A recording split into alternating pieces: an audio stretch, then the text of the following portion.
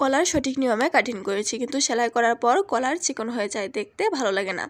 তো এই সমস্যার সমাধান আজকে আপনারা যদি এই ভিডিওটি দেখেন তাহলে অবশ্যই আপনাদের সমস্যাগুলো সমাধান হয়ে যাবে। যদি আপনারা সঠিক নিয়মে শার্টের কলার কাটিং এবং সেলাই করতে চান তাহলে এই ভিডিওটি একটু স্কিপ না করে সম্পূর্ণ দেখলে অবশ্যই আপনারাও সঠিক নিয়মে কলার কাটিং এবং সেলাই করতে পারবেন। আসসালামু আলাইকুম, সবাই কেমন আছেন? আশা করি সবাই ভালো আছেন। আমি আলহামদুলিল্লাহ অনেক ভালো আছি। আবারও চলে আসলাম নতুন আরেকটি কাটিং ভিডিও নিয়ে। এই ভিডিওতে আপনাদের সবাইকে স্বাগতম। প্রথমে কলারটি কাটিং করে নেওয়ার জন্য আমি একটা বক্রম নিয়ে নিয়েছি। এই বক্রমটা 2 ভাঁজে ভাঁজ করা আছে। 2 ভাঁজে ভাঁজ করা এই বক্রমটির লম্বা আছে হচ্ছে 9 ইঞ্চি এবং চওড়া আছে হচ্ছে 5 ইঞ্চি। তো আপনারা চাইলে এখানে ফিউজন বক্রম অথবা লাইলিংও নিতে পারেন। তারপর এখানে আমি নিচ থেকে 2 ইঞ্চিতে একটা মার্ক করে দিচ্ছি এবং এই পাশ থেকেও 2 ইঞ্চিতে একটা মার্ক করে দিচ্ছি। মূলত হচ্ছে বন্ধ সাইড থেকেও আমি 2 ইঞ্চিতে মার্ক করেছি এবং খোলা সাইডেও 2 ইঞ্চিতে একটা মার্ক করে দিয়েছি। এখন আমি একটা ফিতার সাহায্যে সোজা স্ট্রেট দাগ দিয়ে দিচ্ছি। তারপরে এখানে আমি 2 ইঞ্চি নিচে হাফ ইঞ্চিতে একটা মার্ক করে দিচ্ছি। তো এখানে কিন্তু 2 ইঞ্চি নিচে হাফ ইঞ্চিতে মার্ক করতে হবে।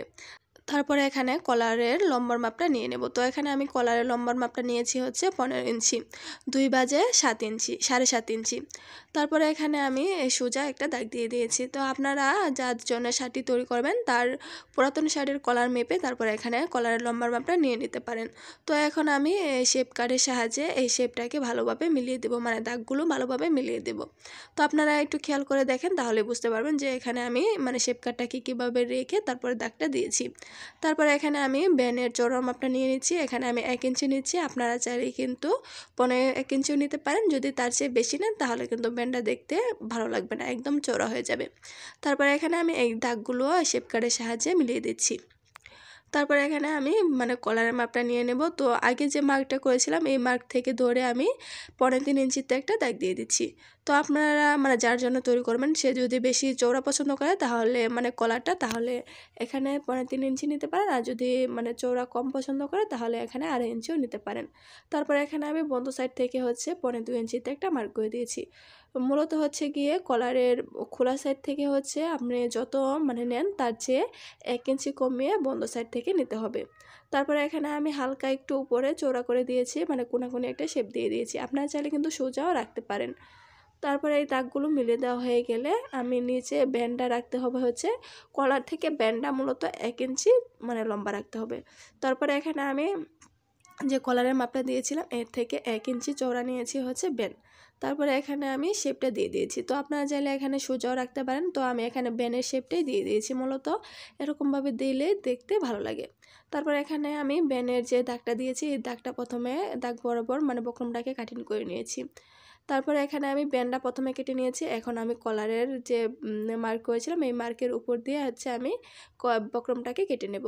তো এখানে আপনারা চাইলে কিন্তু দাগের চাইতে একটু উপরেও কাটিং করতে পারেন, কারণ যখন আপনি সেলাইটা করবেন তখন একটু ভিতরে ঢুকে গেলেই কিন্তু কলারটা অনেকটাই চিকন হয়ে যায়, দেখতে ভালো লাগে না। তারপরে এখানে আমি একটা কাপড়ের উপরে বসিয়ে নিয়েছি। যেহেতু আমার এটা ফিউজন বক্রম ছিল না তার জন্য এখানে আমি পিন দিয়ে আটকে নিয়েছি। যদি আপনাদের ফিউজন বক্রম থাকে তাহলে এখানে আয়রন দিয়ে বসিয়ে নিতে পারেন।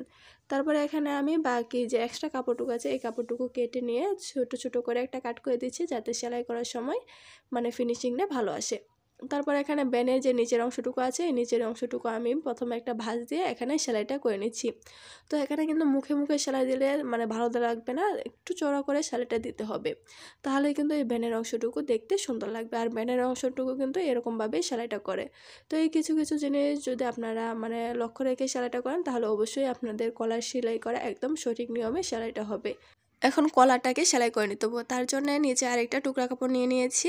এই টুকরা কাপড়টার উপরে আমি বক্রম যে কাপড়টা অ্যাটাচ করেছিলাম ওই কাপড়টা রেখে এখানে আমি সেলাইটা দিয়ে দিব।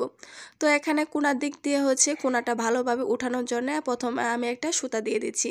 তো এখানে সেলাইটা এক নিডল বাদ রেখে তারপরে এখানে সেলাইটা আটকিয়ে মানে অফ রেখে তারপরে এখানে আমি সুতা দিয়ে আরেকটা নিডল সামনে এগিয়ে তারপর ভিতরে আমি সুতাটা দিয়ে দিয়েছি। এভাবে করে সেলাই করলে কি হয়, এই কোনার অংশটুকু সুন্দরভাবে ভালোভাবে মানে উঠে দেখতে সুন্দর লাগে। আর আপনারা যদি সুতা না দিয়ে সেলাইটা করেন তাহলে কিন্তু কোনার অংশটুকু এতটা ভালোভাবে উঠবে না, দেখতেও সুন্দর লাগবে না। আর এখানে কিন্তু আমি বক্রমের গায়ে এসে তারপরে সেলাইটা দিচ্ছি, বক্রমের উপরে সেলাইটা কিন্তু আমি দিচ্ছি না। তো এই জিনিসগুলো যদি আপনারা ফলো করে তারপরে সেলাইটা করেন তাহলে অবশ্যই গলার সেলাইটা সুন্দর হবে। তারপর এখানে সেমভাবে আমি এই পাশে তো একটা সুতা দিয়ে দিয়েছি, এখন আমি এই পাশেও সেলাইটা দিয়ে দেব। তো সেলাইটা দেওয়া হয়ে গেলে তারপরে কিন্তু কলারটা উল্টিয়ে নিলেই কিন্তু কলারটা রেডি হয়ে গেল প্রায়। তো এখানে আমি ছোট ছোট করে কাট করে দিচ্ছি, যেহেতু একটু রাউন্ড শেপ আছে, ছোট ছোট করে কাট করে দিলে এই কলারের ফিনিশিংটা অনেক ভালো আসবে। তারপরে এখানে আমি কাপড়টাকে উল্টিয়ে নিচ্ছি। তো তারপরে দেখবেন যে সুতাটা আপনি অ্যাটাচ করেছিলেন এই সুতা ধরে টান দিলেই কিন্তু এই কলারের যে কোনার অংশটুকু আছে এই কোনার অংশটুকু ভালোভাবে উঠে যাবে, দেখতেও সুন্দর লাগবে। তো এখানে আমি দুইটা সুতায় টান দিয়ে কোনার অংশটুকু তুলে নিলাম। তো এই তো দেখতেই পাচ্ছেন যে কোনার অংশটুকু কতটা সহজেই উঠে গেছে। তো আপনারা যদি এখানে সুতা না দেন তাহলে কিন্তু কোনার অংশটুকু তুলতে সমস্যা হবে এবং দেখতেও ভালো লাগবে না। তারপরে এখানে কিছুটা অংশ চওড়া রেখে আমি আরেকটা সেলাই দিয়ে নেব। মূলত 2 থেকে 3 সুতা ফাঁকা রেখে এখানে সেলাইটা দিয়ে দিতে হবে। তো এখানে সেলাইটা এরকমভাবে দিতে হবে যাতে দুইটা কাপড়ই সমান থাকে। তো এখানে কাপড়টাকে দেখতেই পাচ্ছেন আমি সমান করে রেখে তারপরে কিন্তু সেলাইটা দিচ্ছি। আর যদি কাপড়টা সমান করে সেলাইটা না দেন তাহলে দেখবেন যে এই অংশটুকু কীরকম ভাঁজ হয়ে থাকবে, দেখতে ভালো লাগবে না, ফিনিশিংটা সুন্দর আসবে না। তো এখানে চাইলে আপনারা আয়রন দিয়ে বসিয়ে তারপরে সেলাইটা করে নিতে পারেন। তো যারা নতুন আছেন তাদের জন্য আয়রন দিয়ে বসিয়ে নিলেই কিন্তু এই সেলাইটা সুন্দর হবে। তো এখানে পুরোটাই আমি সেমভাবে গ্যাপ রেখে তারপরে সেলাইটা দিয়ে দিচ্ছি। বাকি যে সুতাটা আমি কোনার দিকে গেঁথেছিলাম এই সুতাটাও আমি মানে কেটে ফেলে দিচ্ছি। তারপর এখানে আমি কলারটাকে সমান করে ভাঁজ করে দেখছি কোন মানে ছোট বড় আছে কিনা, বাকি যে কাপড়টুকু আছে এক্সট্রা এই কাপড়টুকু আমি কেটে ফেলে দিচ্ছি। তো কাপড়টুকু কাটা হয়ে গেলে মিডল বরাবর আমি সিজারের সাহায্যে ছোট্ট করে একটা কাট করে দিচ্ছি, যাতে সেলাই করার সময় আমার বুঝতে সুবিধা হয় মিডলের অংশটুকু। তারপরে এখানে আমি আরেকটা সেলাই দিয়ে আটকে নিচ্ছি, যেহেতু দুইটা কাপড় আছে, দুইটা কাপড় যাতে এক সমান থাকে সেলাই করার সময়, তার জন্য এখানে আমি সেলাইটা দিয়ে আটকে নিয়েছি। তো দেখতেই পাচ্ছেন আমার সেলাইটা কিন্তু করা হয়ে গেছে। তারপরে এখানে আমি ভ্যানটাকেও ডাবল করে ভাঁজ দিয়ে তারপরে মিডল বরাবর ছোট করে একটা কাট করে দেব। তো আপনারা যদি মিডল বরাবর ছোট করে কাট না করে দেন তাহলে কিন্তু মানে সেলাই করার সময় বুঝতে পারবেন না যে কোনটা মিডলের অংশ। তারপরে যদি আপনারা মানে এমনিতেই সেলাই করেন তাহলে দেখবেন যে এক সাইড দিয়ে হচ্ছে ভ্যানটা ছোট হয়ে গেছে আর এক সাইড দিয়ে হচ্ছে বড় হয়ে গেছে, দেখতে ভালো লাগবে না। তো তারপরে এখানে আমি একটা মানে ভ্যানের মাপে একটা টুকরা কাপড় নিয়ে নিয়েছি, এই টুকরা কাপড়টা আমি নিচে রেখেছি, তারপরে কলারটাকে আমি মাঝখানে রেখেছি। তারপরে উপরে যে ব্যান্ডটা আমি মানে বক্রম দিয়ে কাটিং করেছিলাম এই বক্রমের ব্যান্ডটাকে আমি উপরে রেখে তারপরে এখানে সেলাইটা দিয়ে দিচ্ছি। তো এখানে আমি মিডল বরাবর থেকে মানে সেলাইটা করা স্টার্ট করছি। তারপরে এখানে আমি বক্রমের ঘা ঘেঁষে সেলাইটা দিয়ে দিয়েছি। এখন মানে সেমভাবে আমি এই পাশেও মিডল থেকে সেলাইটা শুরু করব।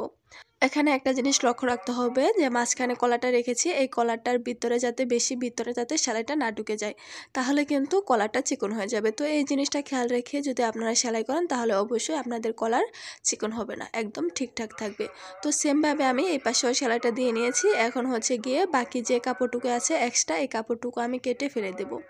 তো এই কাপড়টুকু কাটা হয়ে গেলে তারপরে এখানে আমি ছোট ছোট করে আবারও কাট করে দেব, যাতে ফিনিশিংটা অনেক ভালো আসে। তো কাট করা হয়ে গেলে এখন আমি এই ব্যান্ডটাকে উল্টিয়ে নিব। তো ব্যান্ডটা যখন উল্টিয়ে নেবেন তখন দেখবেন যে কলারটা কিন্তু প্রায় রেডি হয়ে গেছে। উপরে একটা চাপ সেলাই দিয়ে নিলেই কিন্তু কলারটা ওকে হয়ে যাবে। তো এই পর্যায়ে একটা জিনিস খেয়াল রাখতে হবে যাতে দুই সাইড দিয়ে কলারের অংশটুকু মানে একদম সমানভাবে সেলাইটা হয়, তা না হলে কিন্তু একটা কলারের মানে মাথা চিকন হয়ে মানে চিপা হয়ে যাবে আর একটা মোটা হয়ে যাবে, দেখতে ভালো লাগবে না। এই দেখতেই পাচ্ছেন যে সব কিছু কিন্তু একদম ঠিকঠাক আছে। তো আপনার যদি এই নিয়মগুলো যদি এই একটা দুইটা জিনিস যদি ফলো করে তারপরে সেলাইটা করেন তাহলে অবশ্যই কিন্তু কলার সেলাইটা সুন্দর হবে।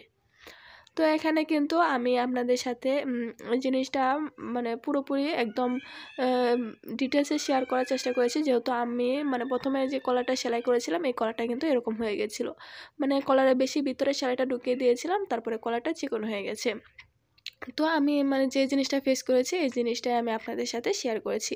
আর আমিও কিন্তু ইউটিউব দেখেই কিন্তু এই মানে শার্ট কাটিং এবং সেলাইটা শিখেছি। আপনারা যারা বাসায় শুধু বসে আছেন তারা চাইলে কিন্তু এরকম ভিডিও দেখে তারপরে কিছু একটা কাজ করতে পারেন।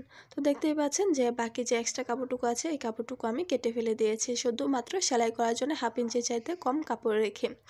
তো আপনারা ভিডিওতে দেখতে পেয়েছেন আমি কিন্তু যে মানে শার্ট মানে কলার এবং ভ্যানের যে একটা মিডল আছে এই মিডল বরাবর মানে একটা চাপ সেলাই দিয়ে নিয়েছি। তো এই তো আমার কলারটা রেডি হয়ে গেছে। এখন শুধু শার্টের সাথে অ্যাটাচ করে নিলেই কিন্তু হয়ে গেল শার্টের কলার। তো আপনাদেরকে খুব সহজভাবে মানে বোঝানোর চেষ্টা করেছি, দেখানোর চেষ্টা করেছি। আপনাদের কাছে ভিডিওটি কেমন লেগেছে অবশ্যই কমেন্ট করে জানাবেন। আজকে এখানেই শেষ করছি। সবাই ভালো থাকবেন, সুস্থ থাকবেন আর আমাদের জন্য দোয়া করবেন। আল্লাহ হাফেজ।